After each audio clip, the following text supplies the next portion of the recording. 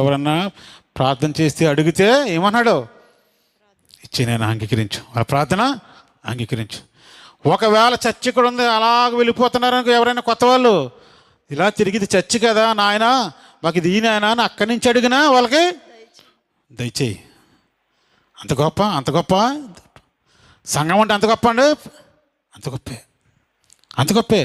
సొలొమోను గారు అడుగుతున్నాడు, మోకరించి అడుగుతున్నాడు, నాయన మందిరం నిర్మాణం అయిపోయింది, ఈ మందిరం ఎలాగ ఉండాలంటే నాకు ఇది లేదని ఎవరైనా ఇక్కడికి వస్తే జరిగిపోవాలి నాయన, నువ్వు ఇక్కడ ఉన్నావని సాక్ష్యం అదే. ఇదంతా చదవండి అమ్మ, ఇంటికి వెళ్ళి ఈ మొత్తం ఇదంతా చదవండి, ఇదంతా చదవండి, మొత్తం అంతా ఇదంతా ప్రార్థనే. సొలొమోను గారి ప్రార్థన మర్చిపోకుండా చదవండి సుమే.